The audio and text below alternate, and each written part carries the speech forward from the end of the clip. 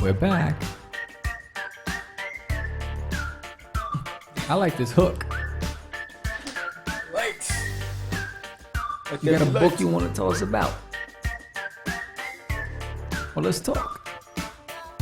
There's no other place to do it. Only on Catch the Craze. Catch the Craze. Welcome to Catch the Craze podcast. I'm your host with the most, simply crazy man, Vera, and I am with George, Medina. what? What up, Georgie? What's up, brother? How you doing, man? Good as can be. I guess good. I forgot the term. Sure, Anyway, yeah, that's what happens when you get older. Sounds good. So what's up, man? What's happening? This is May. It's turned out to be a pretty busy month with 5 Fridays. So we have tons of shows that we've been putting together for everybody. So yeah. Word. So this new look for Catch the Craze, we had to adapt and improvise. So we tried FaceTime and the audio was coming out horrible with George. We tried Skype and again the audio was coming out horrible. So now we're doing what is this called? House party, right? Yeah. So speaking of parties. Anyway, so we're using house party, so we're hoping that the audio comes out better. Everything's better, Yeah. right? Well, but I'm not glitching, right? You're not glitching. That was the thing. Yeah. Yeah. Cool. So we're trying to. So I had to adjust quickly the screens and try to get everything adjusted to house party. So I'm hoping this doesn't detract you from still enjoying this show. Considering if you're watching it, if you're listening to it, you don't see anything. But because we talked about house party, I've been on TikTok recently and laughing. I don't know. I'm addicted to it like an addict to crack. It is crazy. Nice. And there's this one skit where this woman is telling this other woman that she's a party pooper. And so I feel like I have to sing the damn song because it's in my head. So you ready for it? You ready? I was gonna make a beat to it. You gotta be a backup dancer, George. But I thought you were saving this dance for like a major show because this is just like an in-between show. I'm gonna do it again. I'm gonna do it again. I'm gonna do it on the live show. Do it. Yeah, exactly. Well, that already happened, but whatever. It's so anyways, it's you're a party pooper. That's why we invited you a party pooper. Party pooper. If you're going to poop the party, maybe you should wear a diaper. Party pooper. A party pooper. So anyway, that's the song, and I'm stuck with it in my head. This is crazy. Wow. This song, I've never even heard this. Never heard it. I've never heard this. This is on TikTok? This is on TikTok, yes. It is crazy. Dude. And it's like, there was this other skit where this kid's like, can I pet that dog? And you ever seen that one? No. And so this little kid, he's like, on TikTok. He's like, can I pet that dog? And like, no. He's like, can I pet that dog? He's like, no. Can I pet that dog? And I was like, yo. I was crying. Oh, Jesus. If you want laughs, TikTok is the place to be, kid. I don't understand it. Because you get these 1-minute skits. Crazy.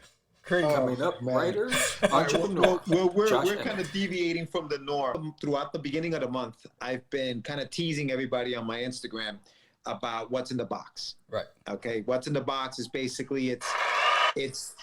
Wow. Okay. There you go. There you go. What's in the box? Who's in the box? What's in the box? Before we close the show out, I do have a box here, and I will show you what's in the box before the show ends. But we were talking before we came on air with Sam. We're just going back and forth because now remember, this is really what are we today? April 28th when we're recording this. Word. And a lot's happened in the month of April as far as what's going on in the industry and things of that nature. And one of the things that we were talking about was the Boom Studios. Was it an acquisition? I guess Netflix acquired them, or Netflix is together with them. Yeah, I don't know if they acquired them. I'll look it up right now, but I don't know if they acquired them or if they've acquired the licensing. That may be it. So essentially, anything Boom Studios putting out, you may be able to see it on Netflix. Netflix has announced a first look deal. Oh, so they get first dibs. So they announced a first look deal with comic publisher Boom Studios for new TV series based on Boom's comic book franchises, giving the streaming service another avenue for intellectual property based on which it can create new shows. Killing it. I was just telling Sam, like, Disney Plus sounded like that was gonna wipe Netflix out, and Netflix was like, "Hold my drink. It's not happening. We're gonna just do other." Hold this for 1 second, man. Okay. Do you have Disney Plus, Sam? Yes. You do. Okay, I got. me too. I have Apple Plus. The reason why I got Disney Plus is because I wanted to see the Clone Wars and I wanted to see the Mandalorian. So I used to watch the Clone Wars when it was on the Disney Channel. And what was it before? What was it on before it was the Disney Channel? What was the Clone Wars on? Which one? The animated one or Yeah, the 3D? the animated, the But is animated it one. 2D or the 3D animation? Because didn't they have two? Yeah, they had two. I have the 2D on all the episodes on my PC from back in the days. Yeah, Yeah. I love those. Yeah. I love those, Yes, dude. the Those are the ones I like. The 3D ones are cool. 3D but ones I are tight. But I really like the 2D ones, man. Yes, but you notice that on the 3D, no matter what scene you're on, when you hit pause, the frames are so tight. Every frame, the angles, the positioning, it's like, what? You know, it's like, so if you ever want to get like major battle scenes for your comic book, freeze frame one of their scenes. Because, I mean, I swear to you, you can get it from all. Yeah. Yes, your stomach? Nah, that's outside. Yo, Stop backing up. It's funny because my street is so loud. So only when we're on the air. Yes. Like, otherwise, it's quiet. It's crazy. But whatever. Go ahead. Yeah. Crazy. So yeah. I gotta put this on 50%. Hold on. There Let me dim the lights. Turn out the Nice. spotlight. There you go. That's better. No, but I'm real big on the Clone Wars. I'm on season 6, which is last season, I think it is.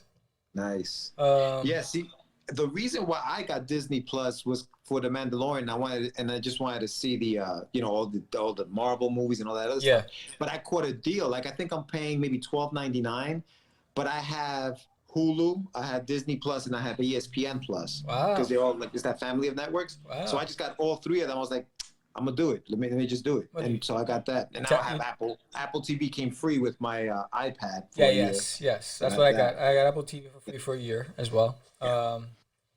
Remember back And I don't know that I'll be new with that though, because I really haven't been watching anything on Apple TV. No, I think the only thing I watched on Apple so far has been Dickinson.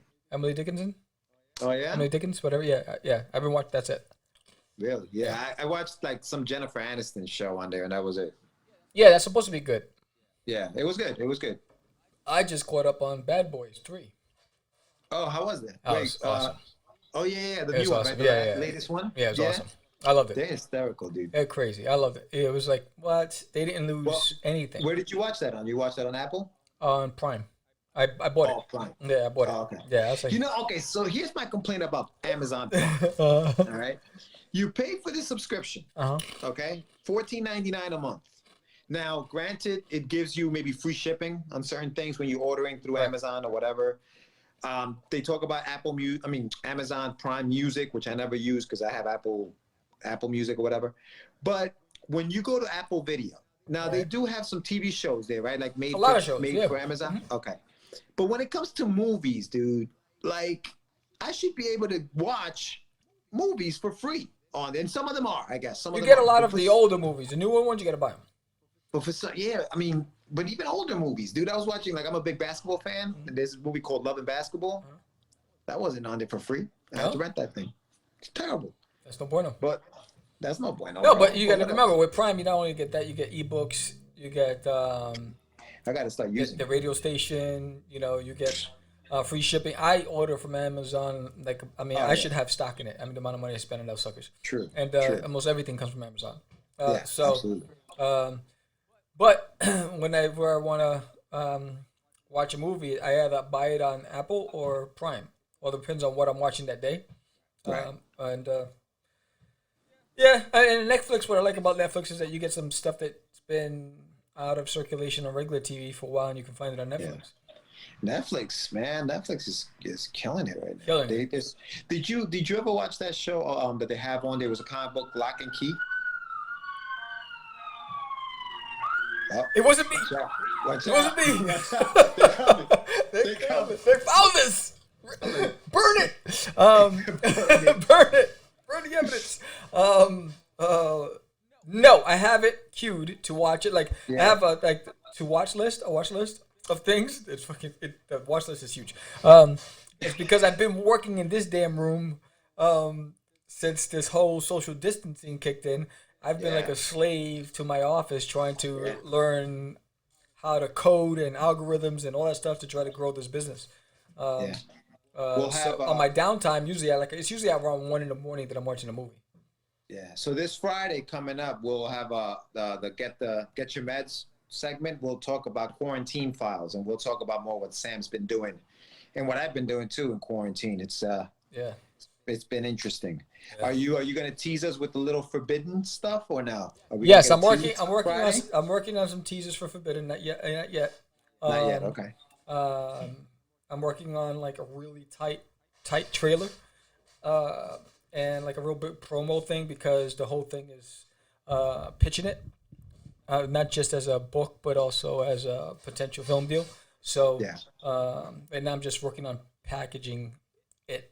And well, that's the thing, right? So like now it's about the pitch, right? It's about the pitch. Yeah. And when we were talking to Aniba last month on our live show, we talked a little bit about the Forbidden story and how he was involved in it from the beginning, and how now you've gone to you found an artist obviously who completed the entire story, and the drawings are done. The book is done. The only thing is this I'm working on, because the goal is to make it into a hardback, a paper hardcover, and like a full, the entire encyclopedia of it. Everything from the character designs, the pencil page layouts, the notes back and forth to the artists, samples of the scripts, character profiles and bios, the history, the map. So all that stuff I'm working on for the detail work on the back end now that the book is finished. Yeah. We had Anibal Arroyo draw the first couple of issues. We have I gotta remember people's names. I'm horrible with people's names, bro. So Anibal drew 0, right? 0, and then book 1. Yes. And was there a 2? Prima Samtra is the guy that illustrated the rest. Okay.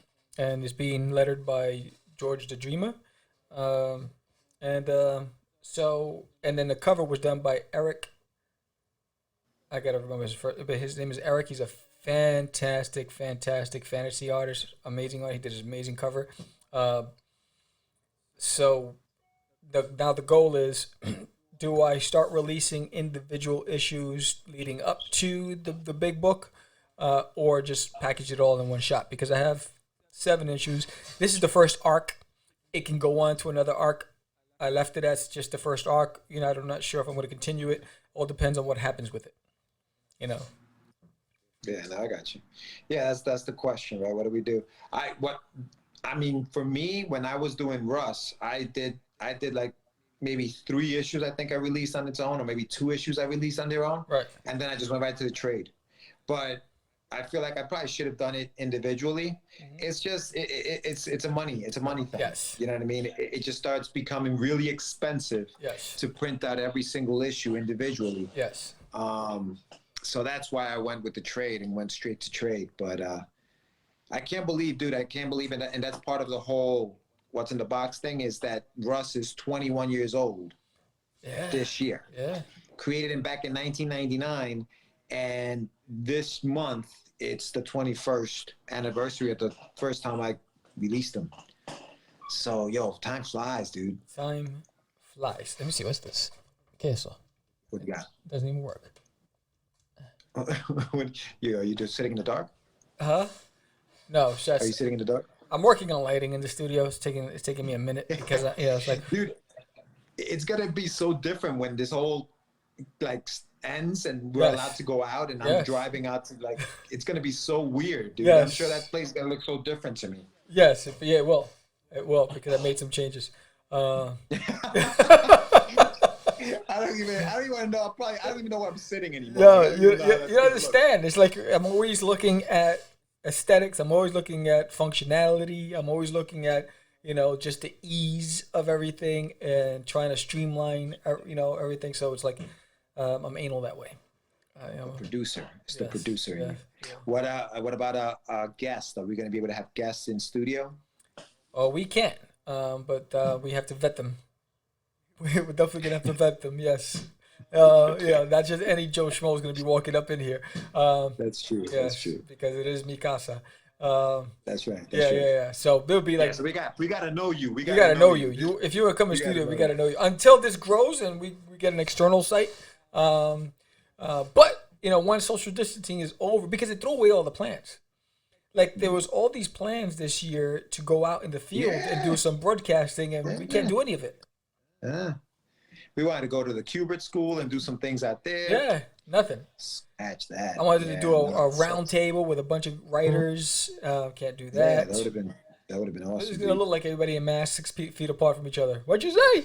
I know. Who sneezed? It's like, yo. Yeah, let me take your temperature, buddy. Yeah, I know, right? Come here. It's like, you crazy? It's nuts. Yeah, no, it's no joke, dude. It's no joke. Yeah. Hey, yo, big. Before I forget, now that I have it in my mind, we're talking about guys we know. Big shout out to Keith Murphy. He reached out to me. He sent me an email. He's working on some cool stuff, man. And I told him, when do you want to come on the show so we can talk about it? Right. But he's getting some stuff ready that he's working on, and it looks really, really cool. Yeah. Nice. So big shout out to Keith Murphy, Hector Rodriguez, and all those guys who we haven't spoken to in a while. Did you see that piece that he just did? The coloring on that stuff? Like, his artwork was amazing as it is, but the colorist that he found to color that piece. Which one?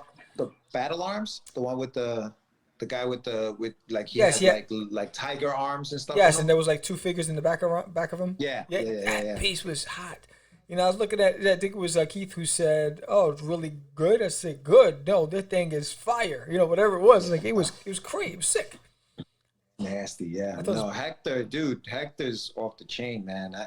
I hope he's working on that thing, because I definitely want. I think it's a story called Battle Arms, and that I don't know much about it anymore. But yeah, like, that's why that guy's got the animal arms. Yeah. But it's like, so yeah, it's a cool concept. But yeah, definitely he'd have to tell us more about it. He has to come on the show and tell us more about it. Yeah, man. Hell yeah, man. But yeah, so what else is going on? Should we go to the what's in the box? What's in the box?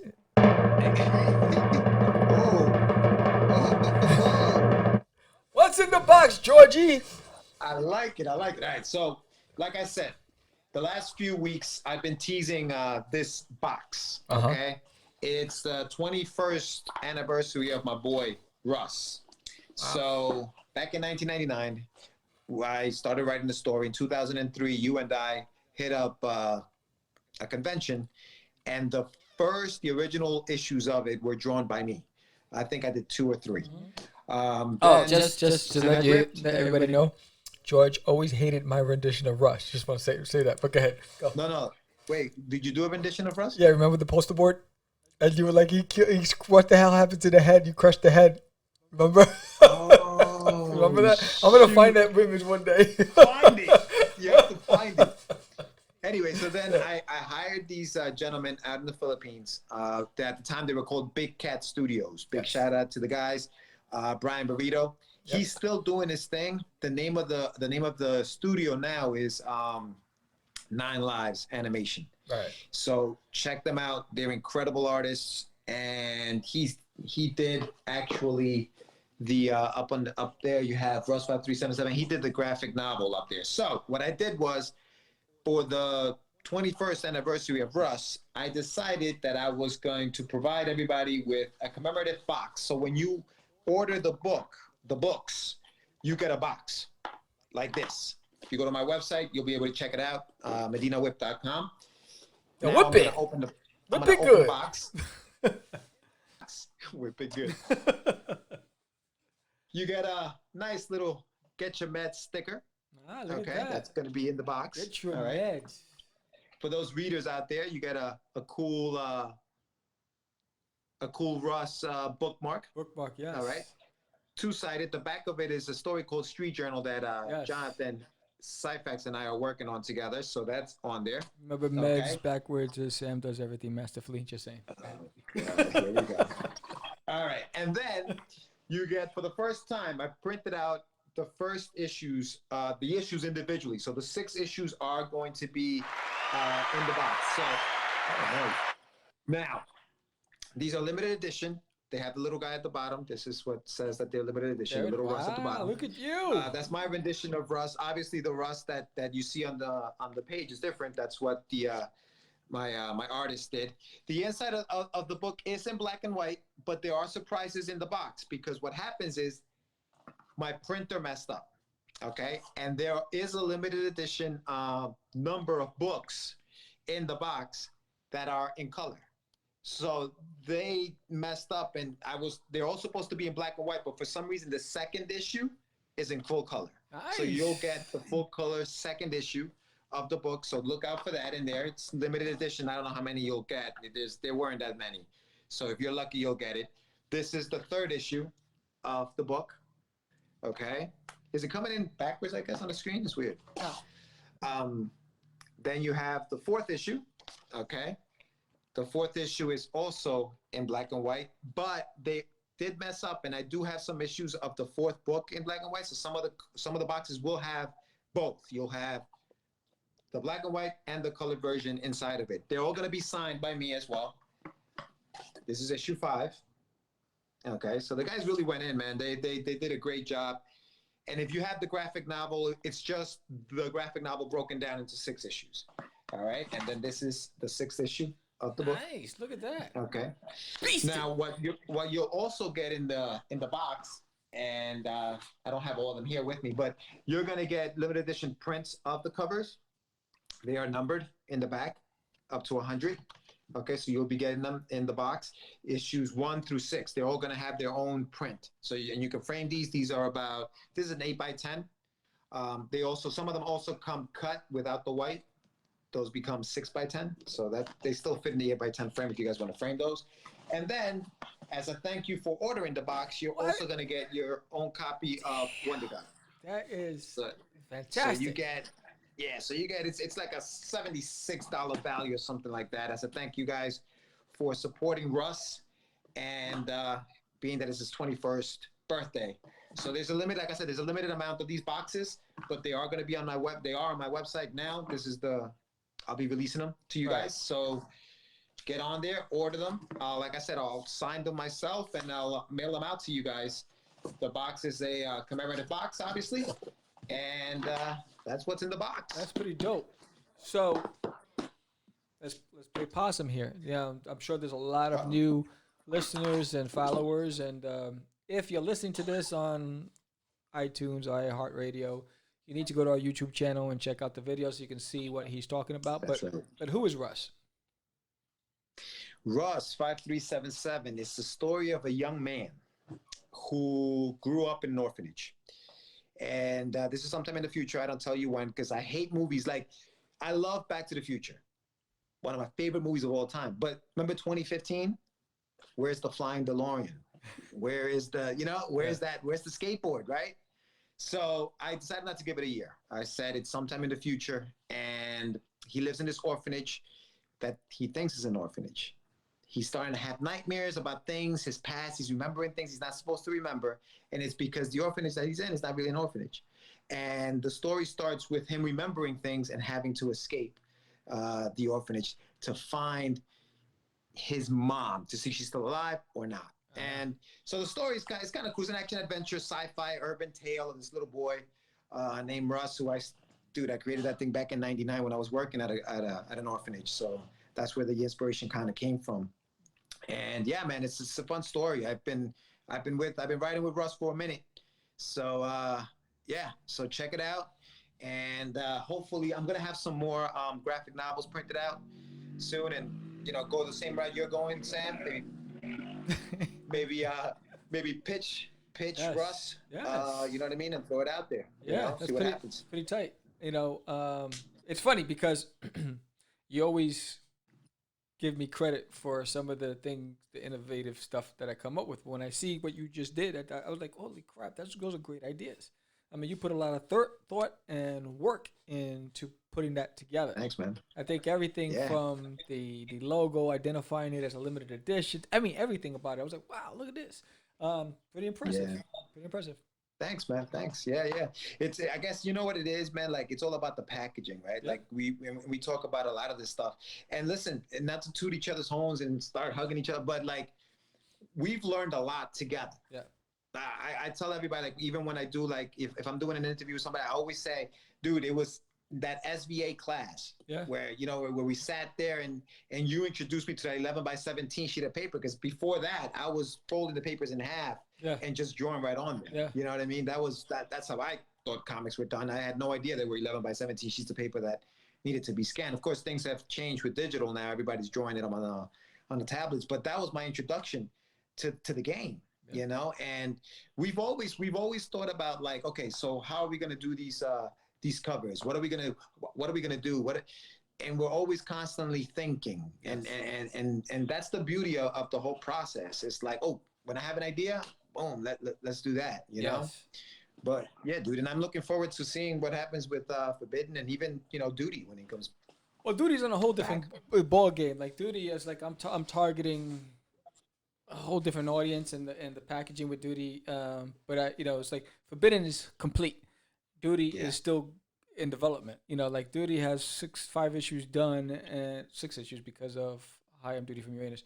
But it's you know, the first arc isn't complete. You know what I mean? But Forbidden's ready to go. Yeah. And so it's like, that's where I'm going to really focus on while I'm working on the back end with Duty. What's taking a lot of my time is building this platform. You know, our broadcasting platform, our social media platform, and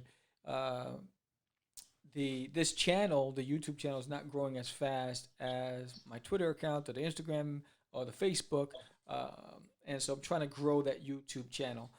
So if you're watching this and you like the content and you like what we do, please subscribe. Help us grow. You know, we'd like to break 100. And we'd like to get to 1,000. We like to, you know, keep it moving, keep it growing, and we produce this stuff to shine a light not just on us, but on all independents out there. So it's like we're giving our competitors a platform. You know, so I think this has been taking a lot of my time. So I've been illustrating and sketching and thumbnailing a lot of the things that I want to do with Duty. I lost a hard drive crashed, and I lost all the files for where I had my scripts for Hi, I'm Duty from Uranus, and I got to rewrite that whole thing. That hurts. Yeah, it's you don't understand. So I had to read the first issue for, you know, to get back in the game and figure out where I'm going with it, because even the treatment that I had for it's gone. You know, so it's like, because it had all the consecutive issues. You know, summarized. So starting over from scratch, that really depressed me for a minute. I was bummed out. So then I was like, that's why I ended up sketching all of those cartoon characters from the back in the 80s, because I just was so pissed. But I think the big thing, you know, watching where we're going, I still get upset when I look at the YouTube channel back then when we first started Catch the Craze, and we were getting thousands of views. And to now fighting for a piece of the pie now, I get pissed that we left the game for so long. But, you know, learning a lot. I think the biggest thing is that we're constantly learning and evolving. And we have a no quit mentality now. You know what I mean? It's like, we got to go in and go hard. Yeah. You know, we've been doing this since what was it, September we started doing this? When did we start the show back up? The first show was in September. We were talking since April, but the first show was in September. Yeah, and we've been consistent, man. Like, we've been consistent. Every Friday, you'll have a show. Yeah. This man was on the other side of the world. Remember when you went to the Maldives, not knowing if he was going to survive out there, because even though he was on vacation, Sam, Middle East. You know, Sam is very, you know, very careful. Yes. And there was still a show that Friday. Yes. So the show does air every Friday, and even now, and credit to you, adding like little shows in between. You know what I mean? In between the weeks. Yeah. So, like, for example, this is one of those shows where, like, on the 13th, you'll have a show before the Friday show on the 15th. So that's cool, because then you'll get to watch 2 shows that week. So yeah, a lot of that stuff, and eventually, man, I think it's just a matter of time before it's almost like an avalanche. Like, this is just the ball's rolling little by little, and then eventually it'll just start. No, it's getting bigger and bigger. And that's the great thing about it is I have to figure out how to get our Instagram followers. So, you know, and again, I'm gonna do a show just thanking, and I'm gonna have a scroll with everybody from Instagram that's following and everybody from Twitter that's following. If I can get that group of that population to transition into the YouTube channel as well, to show the love there, because the live show that we got broadcast, and we have a countdown, and we have all these people reserving, you know, and what is it, following the countdown, right? Which is crazy. I mean, when I seen it, I think it was up to 50 just that are selecting the countdown, watching the countdown for the show. The last show we had with Anibal, the live show, we had 179 people watching the show. That's freaking fantastic. So it's building momentum. We're moving this engine. We're chugging along. I think you know, people wanted to see if we were going to stick around because we left for a while. So I get it, get the credibility back, but you know, we're here to stay, and we're constantly learning and adapting and growing. And we you know who I'd like to just chat with and see what she's up to, and we haven't heard from her in a while. I see her on Instagram, Michelle St. Martin. Testing 1 2. This is Catch the Craze, the heart of the industry. I am here on June 8th at the Big Apple Summer Sizzler, which is being held here at the Penn Plaza Pavilion. I am here right now with the wonderful gentleman of comics. Oh, thank you. Yes, Mike Lilly. Say yes, because you know. Because she disappeared, she went to Puerto Rico. She was a host on our show, co-host. Yes. She was a field reporter for us. So I would love to have her maybe on the next live show. So we're gonna come after you, Michelle. See what you're up to. See if you're up to it. Michelle. You know what I mean? No pressure. Yes. But she's an artist as well. So she left for a minute. She's got like. Yeah, remember she left. She went to Puerto Rico for a minute. Did she? Okay, yeah. So she's got like T-shirts. I just saw like today on Instagram she posted something about a T-shirt design that she had of one of her. Oh, nice. Images, that she's gonna start trying to push. I guess hopefully that takes off, and hopefully by the time you guys see this, she might have done some of that stuff already. So, I'll reach out to her and see what she's doing. Because I mean, honestly, the live shows. I think that with Anibal, I think that's a good format because these are guys that we know. Like we've been in the industry for a while. The chemistry was there. Came up with us. Yes. And so we're able to just kind of go back and forth with stories and things that we remember and things like that. And it's just a fun vibe. Yes. You know what I mean? And the Ray Felix show was a big hit too. That live show was good. Yes. Dude, Ray Felix, he's doing his thing. Yeah. Have you seen some of his artwork recently, man? I feel like Ray's getting better by the minute. Yes. Like I saw he's grinding. Punchline. He's grinding. Dude. The kid is on fire right now. And I think the best thing that happened to him was being on lockdown because he's getting so much work done. You know what I mean? Yeah. Oh, dude. Yeah. That's the great thing about it. It's like, what I say, what do I do with my time? Right? Mm-hmm. So it's like I have all this time, you know, besides all the chores that I had to do. You know, there was a laundry list of, she had a laundry list waiting for me, right? But I was like, all right. So as I do a lot of research and I'm always trying to fuel my brain. And I was reading about, you know, the more content you have in short sound bites to draw them to the bigger venue, the better it is for your thing. So that's what I was like, all right, so I need to do something in 10 minutes or less, right? And that's when I came up with the Craze in 10 or less, right? Mm-hmm. And so that seems to be doing really well with viewership. So that's awesome. You know, I have the iCraze Stories channel, right? Linked to the Catch the Craze channel. So it's like drawing people into, and it's like, I'm constantly trying to figure out how to use this time that we have now because it'll go away when everything goes back. When everything goes back, right? So I'm like, get all the stuff that we weren't able to get done before now, before it gets real again. Yeah. Yeah, it may not be till like the end of the year, but you know, it could also be in August or July. We don't know. So I'm having fun with the learning part because I'm learning a lot. Yeah. You know, I was like, damn.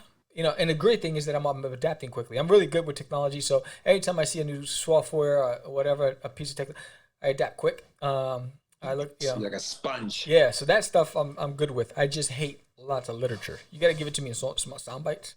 Yeah. You know, because once I videos are great. Videos are great for that. yes, but you got to get to the point. It's like for me, it's like I see all these video tutorials and they give you these long. I'm like, wait, no, get to the point, right? And you know, I just need this part right here. All right, there it is. You know, and good, I'm gone. I throw it away and just get going. But this is the fun part. You know, this is the time where it's exciting for us. Yeah. You know, I just met a guy on Instagram who's a writer who's going to be on our show. You know, a lot of people reaching out, which is really cool. And again, if you want to be a guest on the show, all you do is holler. Don't wait for the invite. You know, just say, yo, you know, hey, I wrote this fiction novel or this nonfiction novel. I wrote this kid's book, or you know, I produced this song. Whatever it is, hit us up. You don't have to wait for an invite. Right. You know. No, dude. You know, it's crazy. I just even on Instagram, and I don't know. I've gotten really hooked on Instagram. Like Instagram is my joint. But I've met some really cool people and like really talented, just artists on this bad boy. There's and I want to give a shout out to one of the guys that I've met. His name is Mike Camelo. He's Colombian artist. He works for a company named Man Cave Studios, and they have a really cool book which I had to order because his stuff is amazing. It's called Mad Cave, not Man. It's Mad Cave, M-A-D Cave Studios. Check that stuff out. It's, you know, it is dope. It's almost like the Thundercats. It's called Battle Cats. It's almost like the Thundercats meets, I don't know, Transformers. It's really, really cool. But his artwork is off the hook, dude. Really? Like if you look him up. So I chatted him up. I said, hey, you know, Mike, I love your artwork. I was like, would you be interested in coming on the show? But now he's in Colombia and he doesn't speak perfect English. So he's a little shy, but his artwork is sick. So I told him, I said, listen, if anybody from the studio wants to come on, hit me up, let me know. So if you guys are out there, Mad Cave, if you guys want to come on the show, let me know. But yeah, dude, check them out when you get a chance. They're really, really cool stuff that they're doing over at Mad Cave Studios. And yeah, man, if you're an artist and you want some shine, this is the place. Yeah, I mean, if you're a cosplay character and that's what you do, you want to talk about all of your costumes and your concepts and why you do it. You know, you're a musician. If you're a filmmaker, you're a producer. You know, if you're an independent, either own your own business or freelancing, whatever it is, hit us up. This, you know, we'll give you the opportunity to promote you. You know, that's what we do, and that's what Catch the Craze is. So, you know, when you think about the craze, watch the craze. That's just the next thing, the next big. You could be that next craze. You could be that next trend. No, but we don't know. You know what I'm saying? So I think that's the key. You know, you think about some of the guys that we interviewed back in the days that just took off. So here's another platform for you to just you know, get your product out there into a market that might not have seen it before. Right. Yeah. And the more you know, you promote the fact that you're going to be on, the better it is for you. It's better for us. I mean, it just works for everybody. It's almost like, and that's part of like what I want in the independent community is for us to help each other, because it makes no sense not to. Nope. You know, if I have a channel, if I have a means to get you out there, I'm gonna help you do that. You know, and that's just the way it should be. I think everybody should look at it that way. Yeah. So as long as we have the show and you want to come on, come on. I mean, I don't care if you have 2 followers, you know, or if you have 3,000 followers, 5, it doesn't matter. Just come on, talk about your stuff, and grow your business, grow your exposure. Yeah, and I have this philosophy. When you decide to follow me, I follow you back immediately, as out of respect for me saying thank you for following. So I know most people like, I'm following, but it's like, oh, he's following me too. It's just me saying thanks, right? That's my way of saying it without having to say it. Because if you took the time to say, look, I appreciate what you're doing, I'm gonna hit you back and say good. And it opens up the channel for dialogue too. You never know where it goes. Yeah, I definitely. I mean, whenever, as much as I get a chance, I try to, like, if I see something that I like, I try to share it with everybody. There was, I supported a Kickstarter called Dusk versus Cheerleader Karate School. I just thought it was cool, man. They made their goal. It was like a last minute thing, dude. I was watching them, and they were only asking for about $2,000 or something like that.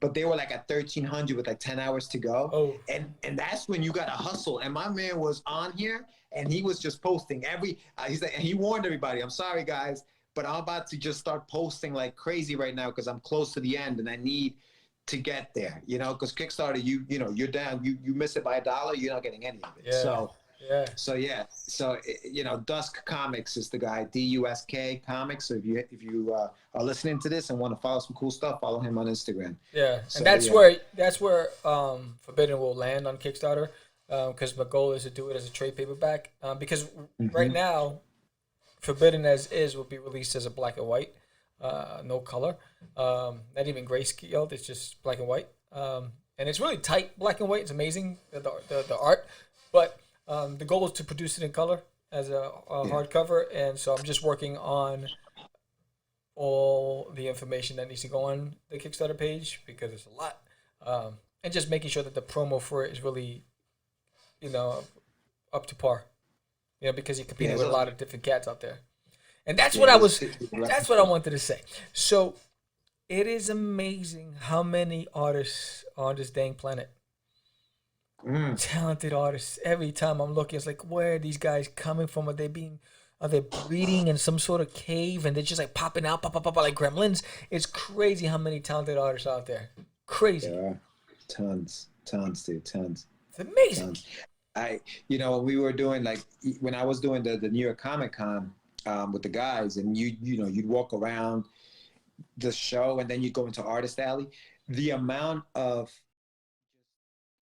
concepts, artwork, stories that there are, it's like, holy, there's something for everybody, dude. Like, if you like, you can find it. Like, you'll be able to find something you can read if you're interested in it, and it's like, it's about taking it to that next step, though, because it just can't die with the comics. It's got to go beyond that, because there's only so much you can do in comics. With this pandemic, we don't know what comics are going to be after it's all said and done. So it's about that next step, Yeah.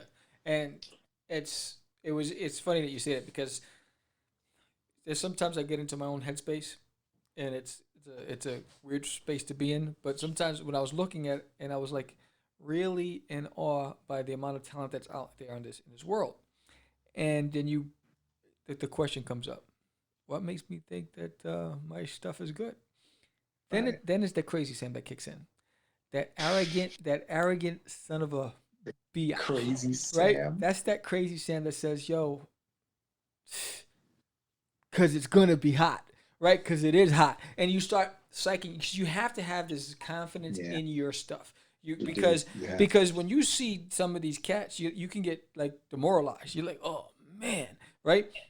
But you know what? The moment you get, it's just like UFC fighter, right? You're training, you're talking all that jazz, right? You're like, right? And all those guys training, you're talking until you get into that ring. You're like, oh, damn, that guy's actually bigger than I thought he was. Look, he looks menacing. Oh, he's kind of scary, right?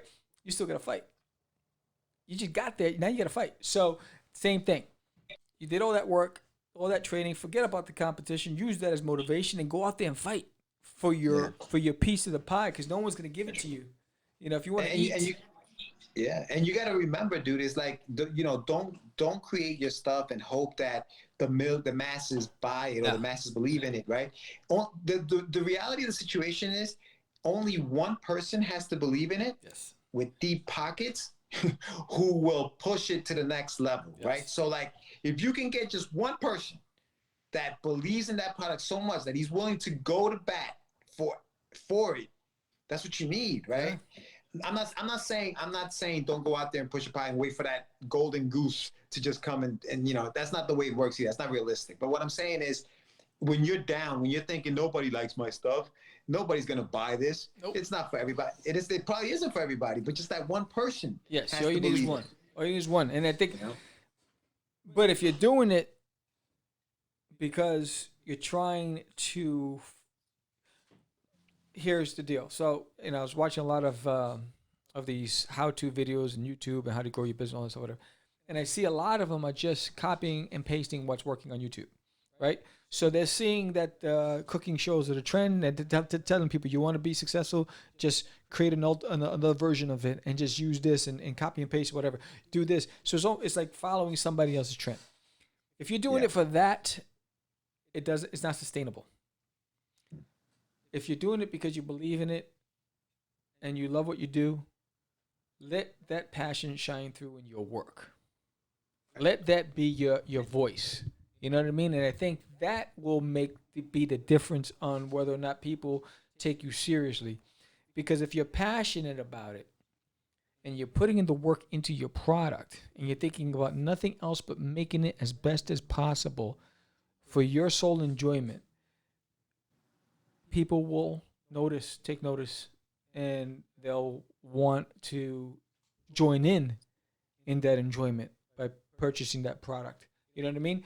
So if you want to, be a trend chaser, be a trend chaser, or you want to be a trendsetter, do your thing. You know what I mean? Do your thing, be happy about what you do, and then let the chips fall where they may.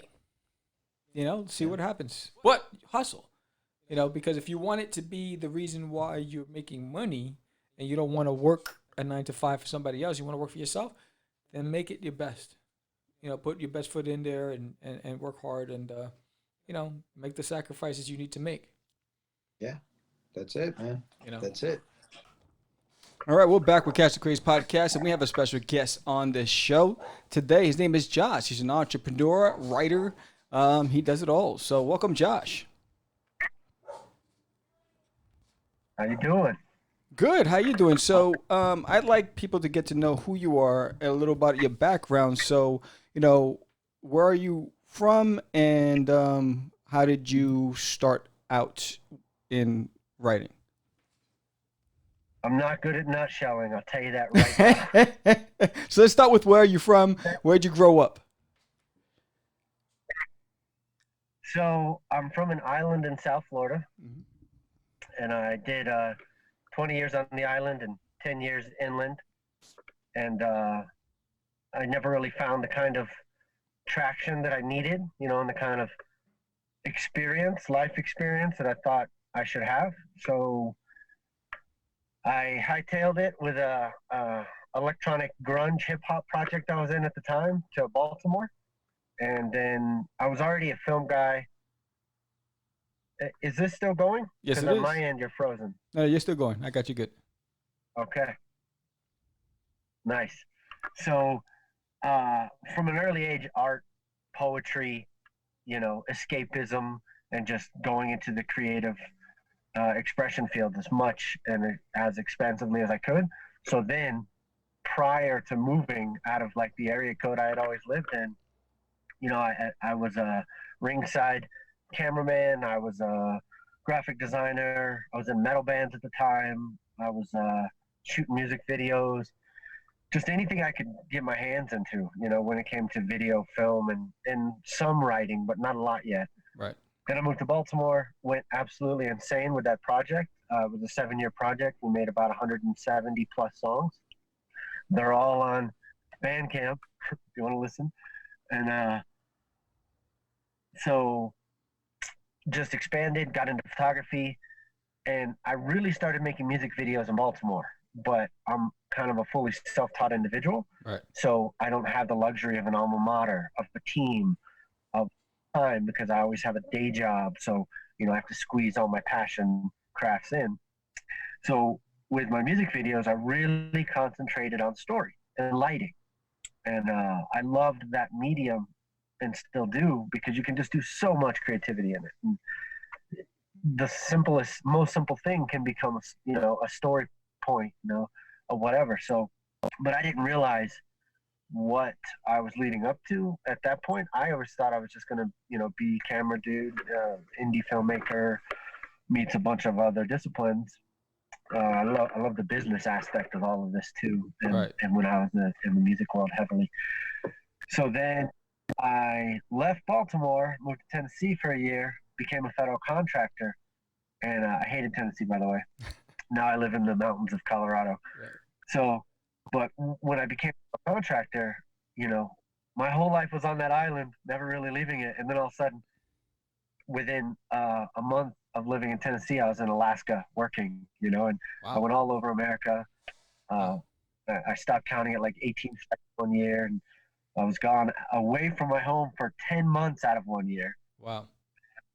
That just obviously got to be too much. And I heard one of your, you just posted it, one of your video recaps. Right. We'll talk about some of that. It's really good stuff. But, you know, I sided with the reason that you left when you did. Right. And why you're back. Right. You know, there's this moment where it's just like, you know what? It doesn't fucking matter. Right. Nothing is more important than what I already have and what I've worked my life for. Not all that shit I'm still working for. So I was listening to your message and I was like, my man, get it. Awesome. So when I was, I'll try to nutshell it from here, but when I was on the road, it was the first time in about 18 years that I didn't have a guitar. You know, I make electronic music as well. And so I had my keyboard. Right. But story device. I create like electronic story music. That's what I coined it as. So, but all I had was that keyboard and my laptop. No bands. I wasn't part of a team anymore. It was just me. And right there, my brain switched into intellectual property mode. Because I was like, what can I do? And I was like, come on, dude, you know what you can do. Right. I was like, I'm going to write that screenplay, or I'm going to write my novel, you know, to make the newbie mistakes, you know, tell my story, all that shit. Right. So that turned into 2+ months of planning to be a writer and to get off the road. Because just like when I became a musician, Right. 10 years plus prior, 15 years prior, was to get out of my small town, become a musician, get rich, get famous, get out of your town, buy your mom a house.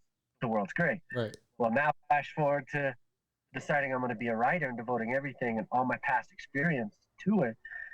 I was like, I'm going to write that screenplay. Everything's going to be good in the world. I'm going to sell it, you know. And I found out really quickly the realities of screenplay writing and writing in general. And so I'm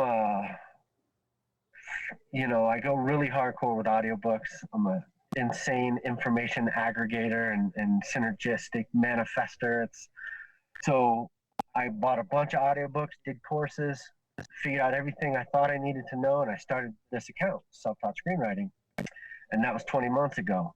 So first, after I started the account, first 6 to 9 months, I monetized as far as script consulting. Right. Because I understood so well, and then I hired people that I trusted in the industry to look at my stuff and look at the script that I did the script doctoring to, and like, hey, tell me, should I continue doing this? Right. You know, do I understand this medium?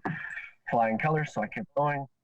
But then I realized when I did that monetization, and it's small scale, it's just reading a script and helping somebody for, you know, not an insane amount of money or anything, but it was like the amount of work versus like what I was putting in to build the account. Right. Didn't really make, you know, so I pivoted instantly. Again, I realized there are amazing script consultants out there who can do what I do in no time. Right. It would take me weeks or, you know, a whole week.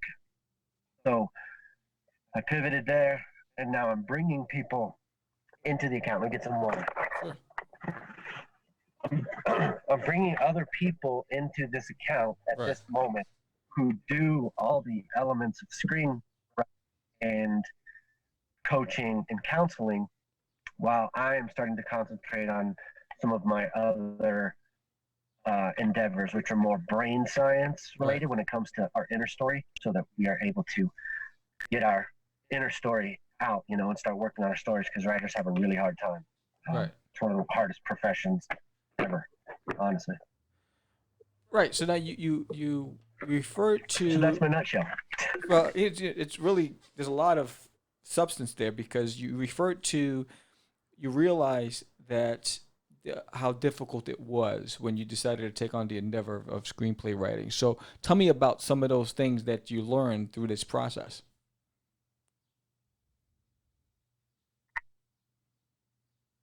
So, sorry, the connection was going in and out. So as I decided to become a screenwriter, some of the pain points that I experienced. Yes.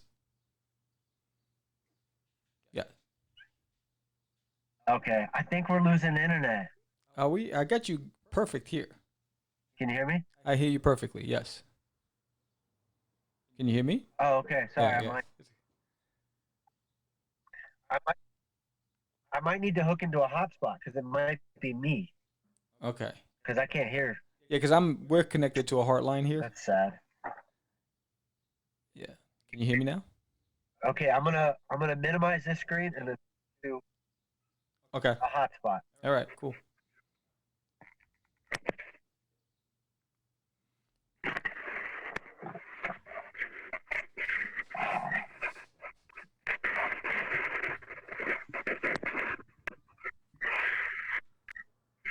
Okay. Let's see. How's that? You there? Yeah, I'm here. How's that? Trying to find you.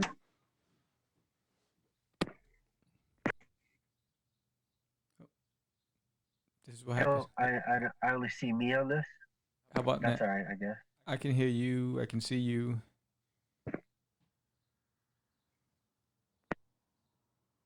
Can you hear me? Yeah, whenever you talk, it does like a robot. It does like a jitter robot voice, so I can't really piece together what you're saying. Ah. So maybe if I speak slower. Can you hear me now? Baby. I don't know how it's coming off on that end. So yeah, the challenges of the process, the writing process. You said you ran into some aha moments.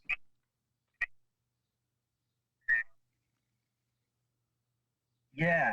So as I started, and since then have realized that most writers, most humans who want to express a story, whether it's their own or one they're trying to build, deal with the same principle. And so I'm also finding that with, like I was saying, the brain sciences, and I'm finding these common problems just through the spectrum of storytelling, which even evolution is the oldest story of all time. So like everything under the sun has story in it. So when I first like jumped headfirst into it, you know, I would feel empowered. I'd consume Joe Campbell, Blake Snyder, Robert McKee, like Sid Field, all these like masters, and I'd feel so amazing and like I saw clarity. So I would assume that I would elevate into my prefrontal cortex, which is our executive functions and our vision questing. Right. And I would just have my dopamine hits and I'd feel amazing, and I would leave these things and go to my laptop or to my notepad and start to write, and instantly, almost instantly, just like I would just sink and just get pissed and like feel frustrated, and then self-recrimination comes in, and then so like that was a really hard one to deal with. Right. And I have since noticed it, you know, since growing self-taught screenwriting, that like everyone deals with that. So that was one of the first things that kind of hit me, like there's a problem that we all deal with and somebody needs to figure this out, because I'm tired of seeing memes that just say writer's block and self-deprecating writers, you know, very low-hanging information. I don't think it's fair to kind of like that's given. It's an easy way to go, you know, to just go with that low-hanging kind of, it doesn't you know, this is the hardest thing ever, and keep like expanding on that. Whereas I don't, if you notice on my account, I don't really ever post that kind of stuff. Every once in a while on a carousel. But so that allowed me to know that, you know, there's a problem here and it's not really getting fixed. You're either super heady and super geeky with the structures and the words, or you want to go completely opposite and not have structure because you feel like homogenized, or you're somewhere in the middle and you don't know which side to pull from. So with the account, I'm trying to give all of those spectrums, trying to engage the heart, the story of the heart, the story of the soul, story of the mind, story of the body, and have comedy, have a little of that deprecation and recrimination. But, you know, it's like when you're baking cake, you know, you need a lot of sugar, right? A lot of good stuff. Right. And a little bit of salt, because the salt, you know, without it, it's just not good at all. But with a little bit of that, I think it starts to work, and we all kind of connect and resonate more with that message. So what else did I run into that were problems? That's the biggest one. That's one of the biggest. Right. So what do you, how do you get finding the time, right? Being carved. Say it Say it again. Sorry. I said, how do you influence? Where do you get your influence from? How do you get inspired to write? Cutting out. How about now? I wish there was a text box. I'd just be like, do-do-do-do-do-do. Yes, let's see if I can do that. Hold on one second. Shit. I heard, how do you... Let's see. I wonder if that's me. Let me get my one more time. No, it says I'm full. Are you?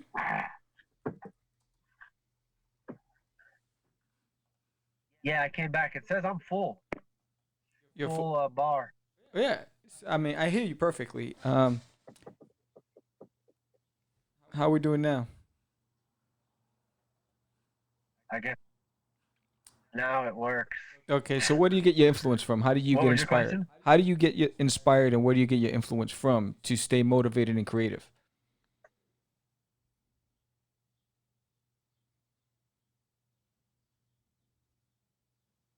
Okay, I heard motivated, creative, and inspired. That's all I got out of that. So what keeps me motivated? Yes. Personally, which is not really all about the writing aspect, is just engaging with the community. Seeing so individuals pursuing their dreams and finding that. Like, you know, I think last year there was there were thousands and thousands of screenplays submitted, and I think 172 were accepted by Hollywood. So that's a hard pill to swallow. So when I see in my feed just, you know, competition winner, runner up, like, you know, even if not winning something, just getting something together and getting it out, getting series together, finished scripts, people typing me in, like, just seeing the action and the reality, because it's really hard to get a screenplay done, or especially to get it seen or anything. So the fact that we all have these platforms that, you know, I can be working on it over here, shooting it out everywhere, doing press kits, doing designs, building websites, and then oh, we got text. Yeah, so I'm texting you now. So how do I stay motivated? So you were saying, where do you channel your inspiration from? How do you stay motivated? Okay, yeah, so that's more of a personal thing. It's like, since I am multidisciplined, I draw from many sources and resources and just frames of thought and action. And so my personal biggest inspiration is, like, I don't know how much we caught before, but just, you know, altruistically connecting and synergizing, and, like, you know, being like you know, like mining, you know, right. Always finding, connecting, being a unifier. For me, it's always been more about, like, you know, even the idea I have now, like this brand ecosystem that I'm building that's all related to story.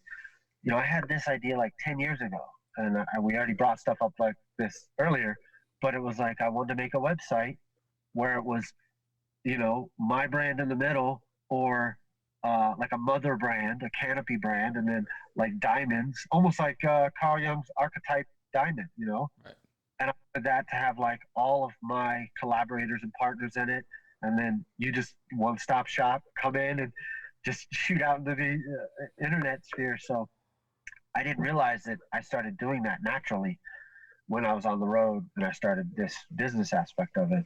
So that's some of my biggest inspiration is just who knows how to spit quality messages that I can learn from very, very actionably, very quickly, and then be able to instantly just convert that information and energy and let it go right back out to somebody else. Just orchestrating and connecting and growing and expanding. So that's a lot of my mindset is just,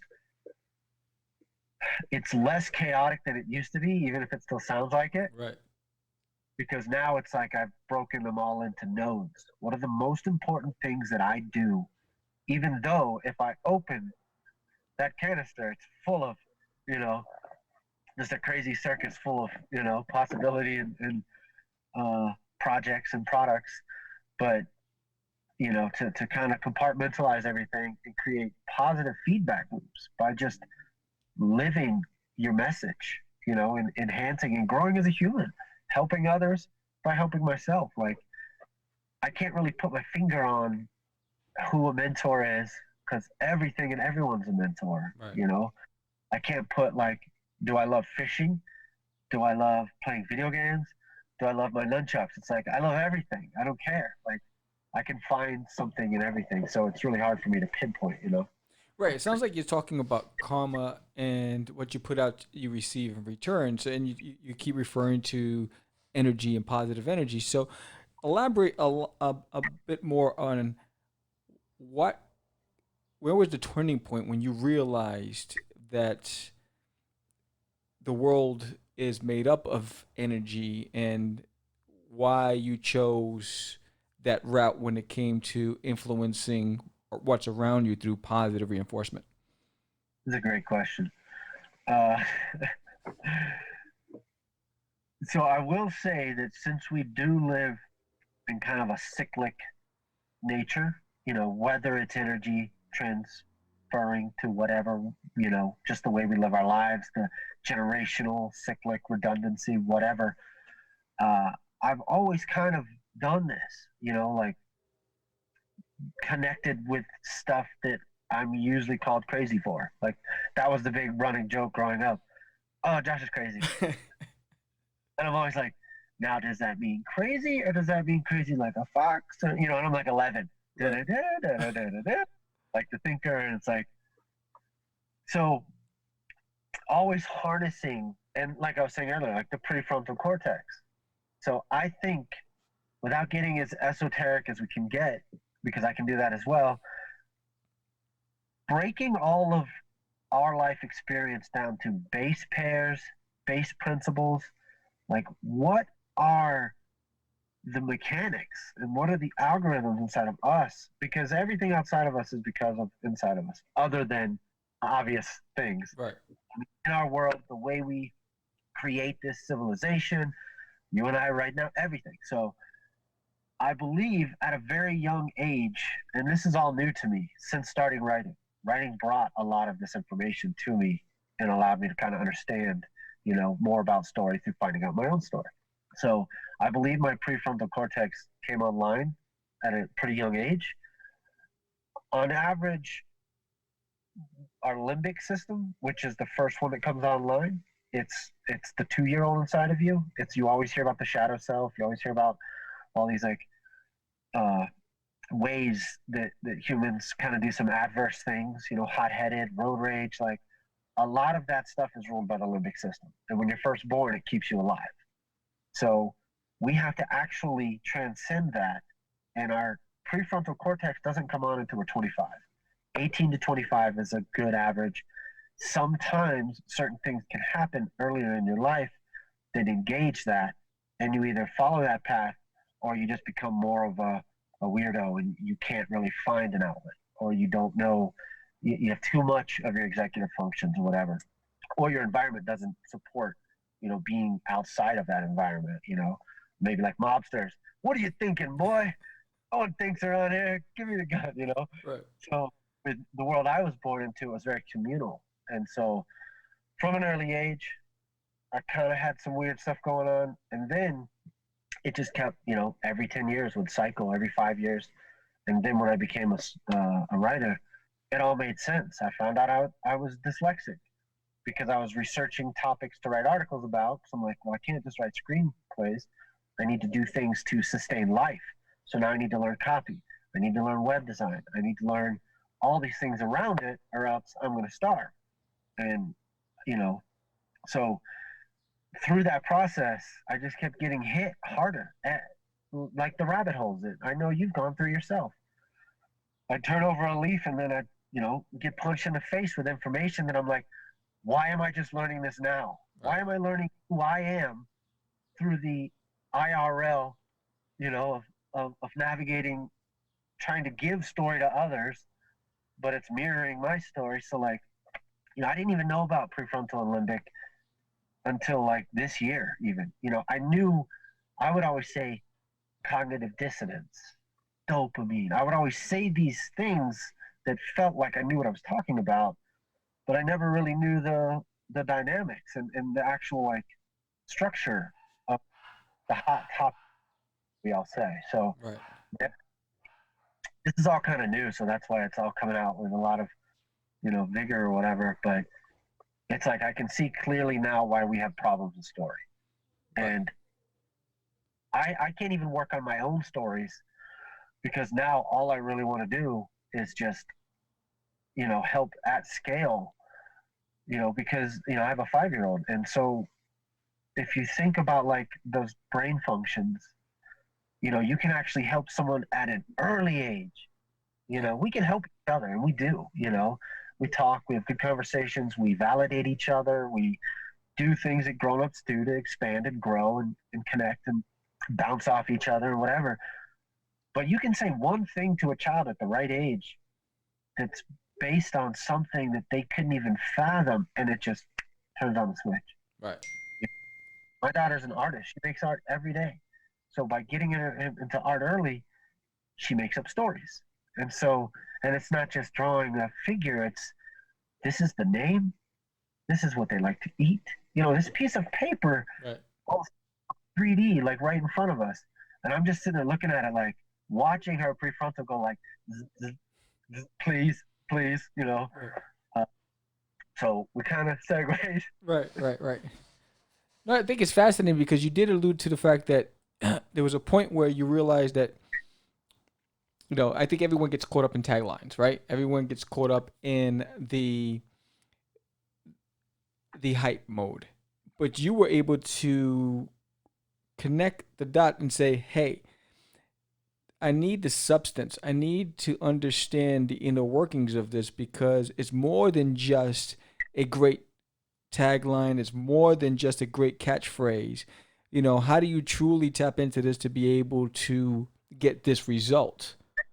I would like to know, what was that turning point when you realized that you wanted to go from this to the core? Well, I think just like you talk to anyone, someone who Bezos or the homeless person on the street who's lived a long life, like anybody, you know, I always wondered about when I would face this question. Where you're like, that thing.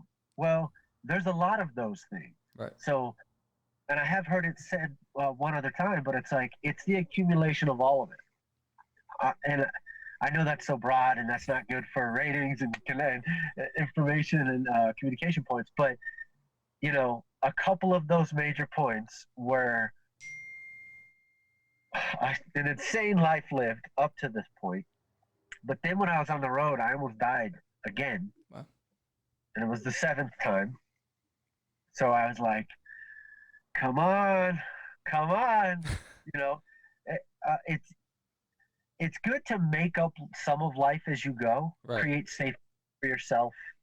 You know, if you don't want to eat fast food anymore, then you create a system of safeguards. Okay, I'll pass it every time. I'll have snacks on me. That doesn't always work.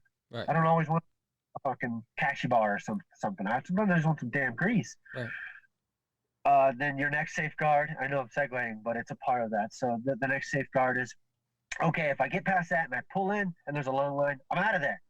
Okay, next safeguard is, okay, if I pull in, there's no line, the person at the speaker is a total ass or just a they're just not getting it, or there's a fuzz in the thing. I'm like, I'm out of here.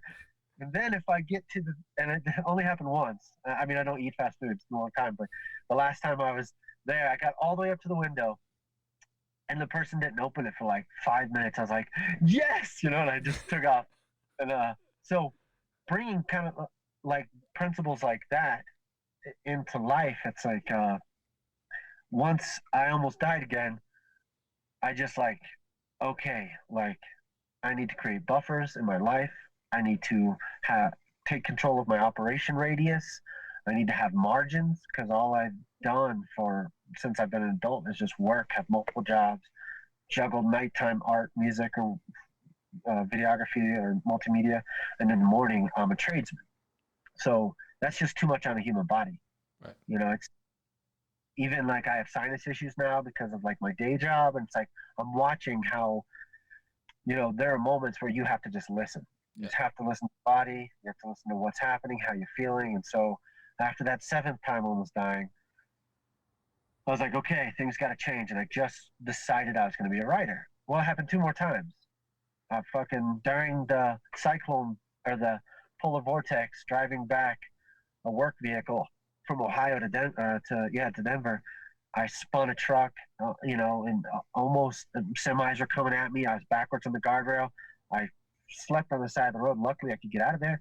I woke up, dude. It was like an apocalypse. There were just cars left and right, and semis flipped, and I just like, holy shit. Wow. Then hey, that's 8, 9.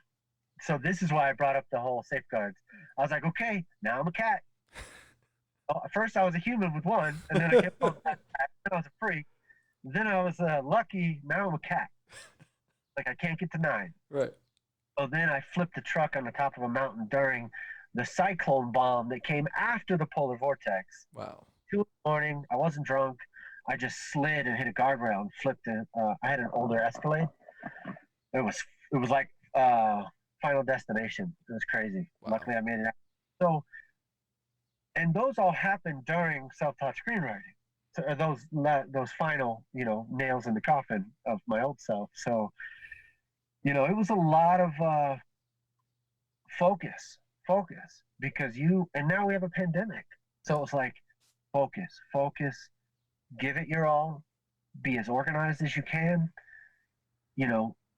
Since I had done so many projects, with other individuals, and some of them were really long, I had acquired that ability and diligence to just put my head down, and despite the odds, which are always mounting up and growing in our lives, period. Right. It's like digging up and water's coming up from the ground, and you're just digging, water's just coming, it just doesn't stop. So a quote, and I love quotes, I like all the same shit everybody likes, and sometimes I'm in the right mood, man. Like when you hit me up about the podcast, I was like, I don't know what the hell we're going to talk about. It's going to be a rap. When you were like, oh, it's a conversational, I was like, oh, my worst enemy. I got to structure shit, man. Right. Or else it is endless. So, there are these moments and quotes and things and happenings. And so when I was on the road, my partner at the time, I talk a lot of game, man. I've been doing this a long time. So and he was not. So when people aren't, and they haven't taken the time to advance their understanding of something, and they come off as challenging usually. Right. Like you think they're challenging, but they're usually, if they're a good human being and not a troll, they're just trying to make sure you know and believe what you're talking about before they let the information in. Right. That a lot. And so I'm like, let's go. I could do this all day. So my homeboy, after hearing a whole bunch of crazy shit that he wanted to know about, media and all this, social media, whatever, he was like, man, he's like, I'm feeling it. I'm feeling it. It takes just as much energy, to think big as it does to think small. And I know you've heard that. And it's like, I had given him so much information. I told him my plan, that was probably 15 months ago. And I've done all of it, like everything I told him then, even though I listened back to some of the last recordings I made, I sound like a tool, dude. I'm just, I'm going to do this. But, I look back and look forward, and it's like, I've done everything I said. So I was like telling him, hey, you know, I don't know anything, but I have a lot of experience. Take it for what it is, grain of salt, leave what you don't like, doesn't resonate, keep what does. And then for him to say that one line, I was like, damn right, dude. You know, I expand on it when I post it to the account. I'll say, like, takes just as much energy to think big as it does to think small, to think negatively as it does to think positive, you know, to be active versus inactive. It's all the same. You can't make any more energy. You're just, even though there are new camps of thought with that now, but, you know, you are just pretty much shifting around. And so to hear that, it changed everything. And then it kind of, I started using that as just like, oh, it's a good quote. And that's how I've advanced some of the processes I do. By I'll hear something, it becomes an unknown mantra just because I love it. I use it. I connect with it. I feed off of you. You go, yeah, that's good. And I go, it is good. Fun, you know, and then, so just for me, it's little things. It's like the little things are big to me because I'm always super concept expansion dude. So, you know, as far as motivation, if we're going to track all the way back there, it's connecting with people. It's the little things. It's, you know, being there for my daughter. It's having, you know, just quality engagements in whatever I do, even if I sacrifice a lot of my comfort zone and what I would want to do, you know, like all the gaming and all the stuff, all the coping mechanisms and entertainment things that, you know, we get caught in.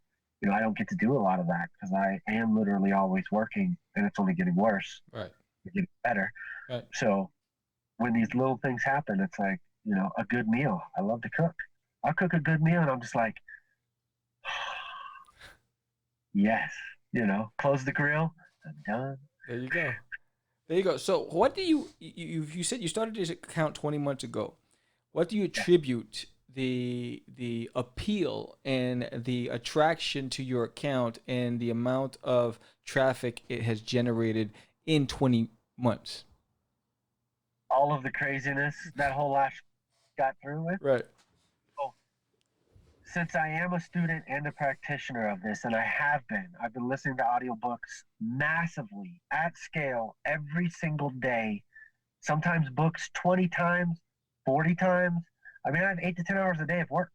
Every day I'm learning. Every day I'm listening. So 2007 to 2011, I ended up with 3 terabytes of downloaded stuff off the internet. And it was like apocalypse preparation stuff. Not like prep. Right. I mean, like, if the grid goes down, what's anything I'd ever need to learn? Right. That got me, you know, that's how I got Gary Vee's first book, 2009, when it came out. I ended up getting it right there, you know, but many, many others as well. So that treasure trove of expansion and connection lasted.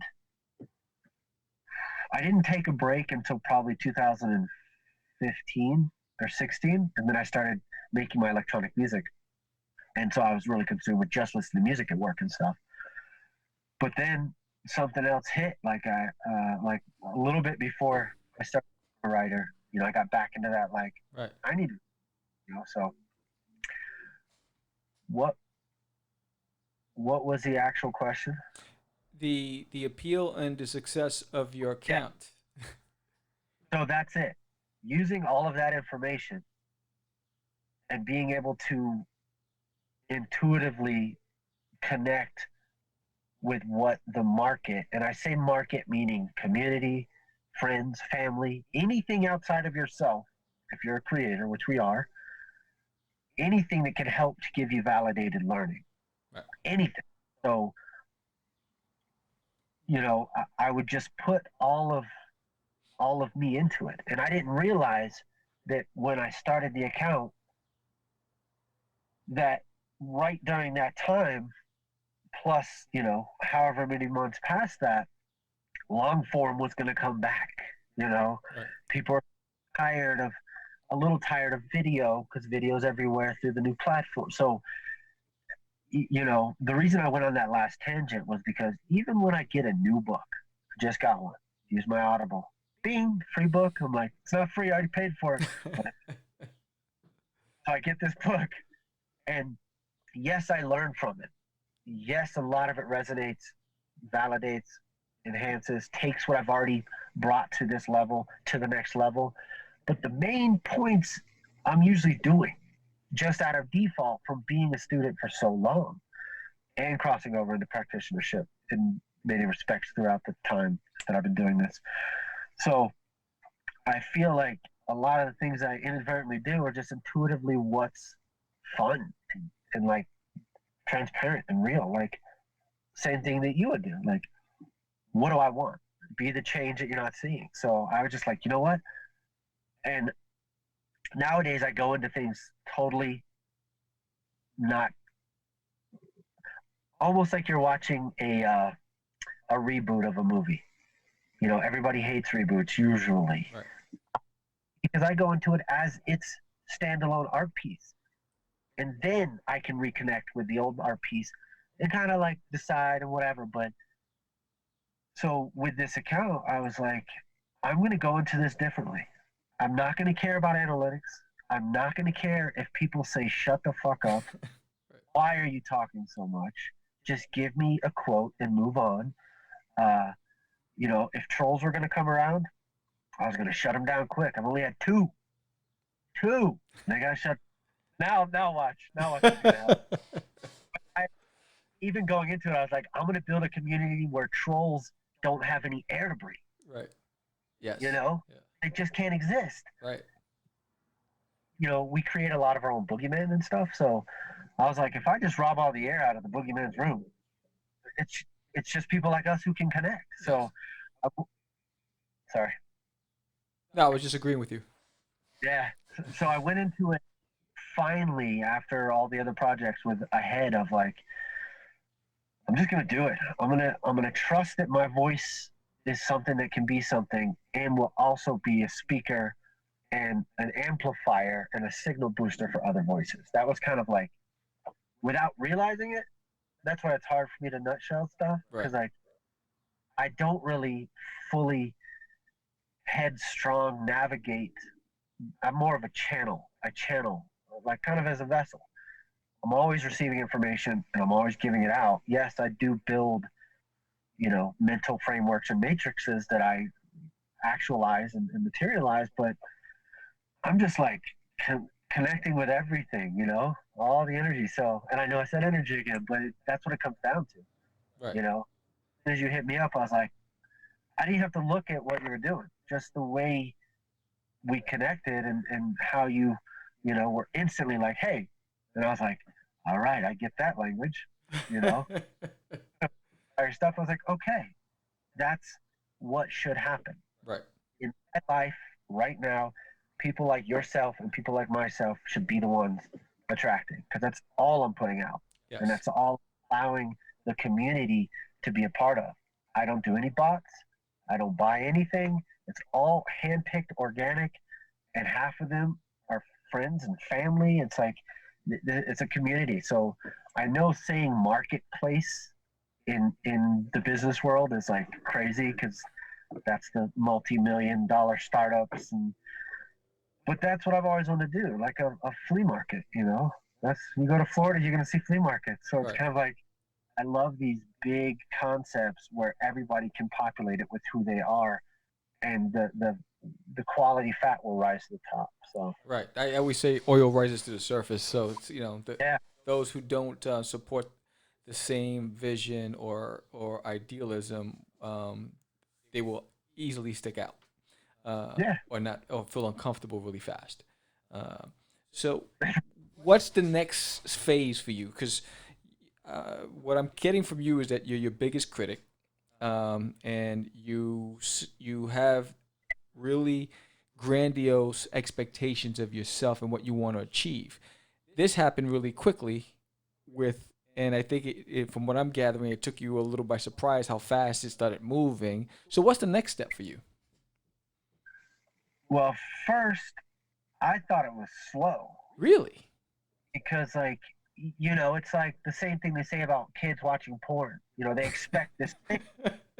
So, you know, you think, like, if you really, you know, you see the accounts and all this stuff, and I don't really fall prey to a lot of that, but it's easy when you're devoting every single thing you have, which I know you know as well, many of us do. So I didn't, because I had no expectations, it kind of like started creating expectations. Like, well, what is this all about? And then as I would see the traction gaining, I didn't have anything to judge it on as far as, you know, is this going to go crazy? Am I going to have to hire people? Is this always just going to trickle? Like, if you're living in the moment, you know, you're just kind of like, it's never enough. Right. And you say I'm my own worst critic, which I get that, and I've got that from others. But it's just, I feel like once you're tapped in, you know exactly what you can do, how you can do it, and when you can do it. Yeah. And then you can also see all the things in your life that are holding you back from that. And not all of those things that are holding you back are bad. They're actually, some of them are keeping you alive, giving you your sanity, whatever. So, but seeing and noticing those things, and then having to make the decision on, okay, as this thing grows, if it keeps growing, this thing has to shorten. This thing I have to figure out, like, and then if you're already down to your most basic survival, you know, your friends, your family, a couple things you love, your ideas, it's like, then you're like, damn it, you know, how do you scale when you've already, you know, shaved? And I know you know. So yeah, I just feel like things are going good and they're going to go a lot better, but there's a few things that I'm trying to implement that will free me from kind of the content management aspect. Right. Which, like, I'm not going to compare myself to Steve Jobs, but if you look at Jobs versus Woz, you know, Steve had just enough to be dangerous and to get some shit going. Woz was like, it should all be for free and I'm a genius. So like, to kind of be in between that and try to figure out, okay, you know, even like investors, incubators, you know, if you really want to scale something, and that's why I would be kind of self-deprecating, because it's like, there's so much entailed on top of the money that we all stress about, on top of the time. It's like finding quality people, being able to build armies and communities where everybody can get something they want out of it, but then you know that it's going to sustain itself. Because even as an entrepreneur, if you really believe in your project, your product, if you can't extract yourself from it and it can't live, it's not going to work. Right. You know, and live our lives thinking we're doing the best we can do, and it's growing, but we don't understand it's got a lost the core, you know, that it's going to fail. So, yeah, I mean, I guess I can be down on myself because I know there's a lot of better ways to do things, and I'm trying to do those. And until I get there, wherever there is. Right. So do you use a vision board at all? So it's always been in my head. But I started halfway into this account, I realized I had to offload for the first time in my life, because I always felt that would like keep away Alzheimer's and like keep you strong. Right. Just keep it up there. Just build systems. Well, then it started growing, and I was like, oh, hell no, this is not going to work. So I got an iPhone for the first time, and then so I use notepads. I have stuff everywhere. Yes, that's like a physical vision board, which is like all the different places that I have all my, you know, Right. matrix connection nodes. All right, so let's look in. You're the ghost of Christmas future or whatever it is, and so you're looking at you 2 years from now. What do you see? I see the community times exponential, whatever it needs to be at that point. I see about 2 to 3 handfuls of insanely skilled and quality-minded thought leaders of tomorrow today that are a part of it, and that's already started. I'll be revealing partnerships, you know, and it's always going to be about writing, because that's the gateway to story. And I know anytime I do something like this, it's kind of like, well, what is it? What do you do? You know, Right. I get that, but it is always going to be about writing. So the structure is going to be people who have dedicated their lives to help themselves or to help others with writing. And there's just so much good content everywhere. Like, I'm swimming in just amazing content. So 2 years from now, if I could take at least 3/4 of the amazing dedication I see and products and output and connections, and have that underneath something where everybody can use as a signal amplification for their own thing, but also extracting the elements of their projects that they feel they have to do is a big thing for me. So when you cross over and collaborate and partner, with this little ecosystem that I'm building, I want like less marketing as far as like salesmanship. I want, I do have some guidelines, and then I'm experimenting with that now. So yes, 2 years from now, it could be a series of websites. I'm working on apps. I've got my own screenplays in the works.